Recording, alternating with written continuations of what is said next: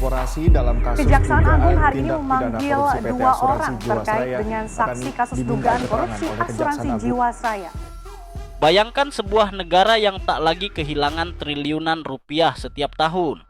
Bayangkan jika setiap rupiah hasil korupsi, setiap sen uang rakyat yang dicuri dikembalikan dan dipakai bukan untuk istana megah para pejabat, tapi untuk satu hal, menjaga kedaulatan bangsa. Di saat prajurit kita berlatih dengan peluru terbatas, di bawah terik matahari dan anggaran yang terbatas, di saat pesawat tempur harus berbagi suku cadang, uang yang seharusnya untuk pertahanan malah lenyap ke rekening para pengkhianat. Lalu muncul pertanyaan besar yang mengusik logika dan nurani kita. Jika semua uang koruptor di Indonesia disatukan, alutsista super apa saja yang bisa dibeli untuk TNI? Hari ini kita akan menjawabnya dengan data, dengan simulasi, dan dengan satu harapan besar bahwa suatu saat kekuatan TNI tidak lagi dibatasi oleh kerakusan elit, tapi ditopang oleh keadilan dan kekuatan rakyat sendiri. Seberapa besar uang rakyat yang dicuri? Angka-angka ini bukan fiksi. Ini adalah hasil audit, laporan resmi, dan investigasi bertahun-tahun. Dalam kurun 2 dekade terakhir, Indonesia diperkirakan kehilangan lebih dari 1.000 triliun rupiah hanya karena korupsi. Itu setara dengan membeli ratusan jet tempur, puluhan kapal selam, atau membangun belasan pangkalan militer modern di wilayah perbatasan. Kasus demi kasus mencuat dari proyek EKTP, Jiwasraya, Asabri, hingga skandal besar di kementerian dan BUMN.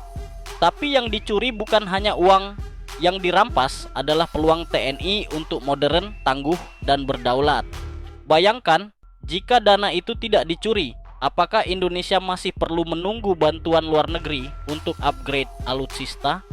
Apakah pilot kita masih perlu latihan terbatas karena minim amunisi? Uang itu bisa mengubah wajah TNI dari pasukan bertahan menjadi pasukan yang disegani di Asia. Simulasi gila, alutsista super yang bisa kita miliki. Mari kita berhenti sejenak dan bayangkan, 1.000 triliun rupiah bukan angka kecil. Itu lebih besar dari seluruh anggaran Kementerian Pertahanan dalam 5 tahun terakhir digabungkan. Sekarang kita simulasikan. Bila seluruh uang koruptor itu digunakan sepenuhnya untuk memperkuat TNI, maka inilah yang bisa kita beli. 1. 24 unit jet tempur F-35A Lightning II, 40 triliun rupiah. Jet tempur siluman generasi kelima, hanya dimiliki negara-negara elit NATO dan sekutunya. Jika Indonesia punya satu skuadron saja, dominasi udara di Asia Tenggara bisa berubah total. 2. 4 kapal selam Scorpène plus rudal, 35 triliun rupiah. Kapal selam canggih dengan teknologi stealth dan sistem tempur generasi baru. Bisa patroli diam-diam di Selat Malaka hingga Samudra Pasifik. Bayangkan kekuatan deterennya. 3. 60 helikopter tempur Apache AH-64E plus rudal Hellfire, 45 triliun rupiah. Cocok untuk menghadapi ancaman gerilya, pemberontakan hingga perang urban. Mampu menghancurkan tank, bunker, dan pasukan dalam hitungan detik. 4. Sistem pertahanan udara S-400 atau THAAD, 30 triliun rupiah. Untuk menangkis rudal balistik, jet siluman, dan serangan jarak jauh.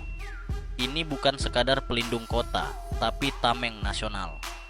5. 200 tank Leopard 2A7, 25 triliun rupiah. Tank tempur berat paling modern dari Jerman, bisa mengubah kekuatan darat TNI menjadi setara dengan NATO dalam hal mobilitas dan daya gempur. 6. Armada drone tempur Loyal Wingman AI Drone, 20 triliun rupiah. Drone siluman pintar yang bisa terbang bersama jet tempur TNI Angkatan Udara. Bisa menyerang, memata-matai, hingga mengalihkan perhatian musuh secara otomatis. 7. Satelit militer AIW dan C dan pusat komando digital, 30 triliun rupiah. Satelit militer orbit tinggi untuk komunikasi rahasia dan pemetaan sasaran. Airborne Early Warning dan Control sebagai mata udara. Pusat C 4 ISR untuk komando terintegrasi TNI di seluruh Nusantara. Dan mengejutkannya, semua itu masih belum menghabiskan 70% dari total uang hasil korupsi yang bisa disatukan. Sisanya bisa digunakan untuk membangun 10 pangkalan militer terpadu di wilayah rawan seperti Papua, Natuna, hingga perbatasan Kalimantan. Itulah kekuatan yang telah dicuri. Bukan oleh musuh asing, tapi oleh pengkhianat dari dalam. Bukan hanya senjata, tapi kehormatan. Tapi tujuan akhir dari kekuatan militer bukan hanya memiliki jet siluman atau rudal canggih, tapi menciptakan sistem pertahanan yang bermartabat dan manusiawi. Karena yang terpenting bukan hanya alat, tapi manusia yang mengoperasikannya. Uang hasil korupsi itu seharusnya bisa membangun masa depan prajurit TNI, membayar gaji yang pantas bagi mereka yang mempertaruhkan nyawa di garis depan, menyediakan rumah dinas layak untuk keluarga tentara agar mereka tak perlu tinggal di barak lembab dan sempit, menjamin asuransi, pendidikan anak dan perawatan kesehatan yang manusiawi, memberikan alat latihan dan perlindungan standar dunia. Tapi semua itu lenyap karena sebagian elit lebih sibuk memikirkan proyek fiktif dan komisi gelap dibandingkan menjaga martabat prajurit. Padahal kehormatan sebuah bangsa tidak hanya diukur dari seberapa mahal senjatanya, tapi dari seberapa besar bangsa itu menjaga martabat para penjaganya. Tanpa keadilan bagi tentara, pertahanan hanyalah slogan kosong. Korupsi, musuh dalam selimut TNI. Dalam doktrin militer, musuh selalu diasumsikan datang dari luar, dari kapal perang asing, dari rudal lintas benua, atau dari infiltrasi kekuatan global. Tapi bagaimana jika musuh sebenarnya justru berdasi rapi, berseragam pejabat, dan hadir dalam rapat anggaran? Korupsi adalah senjata pemusnah massal yang tak terdengar.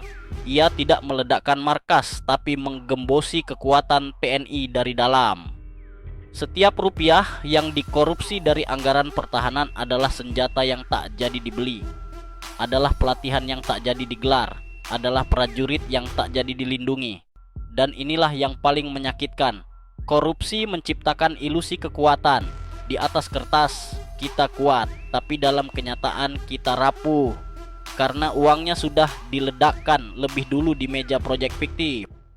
Inilah musuh dalam selimut yang tak terlihat radar, tak bisa ditembak rudal, tapi jika dibiarkan lebih berbahaya dari armada manapun yang mendekati perairan kita. Mungkin hari ini kita belum bisa menyatukan 1000 triliun hasil korupsi.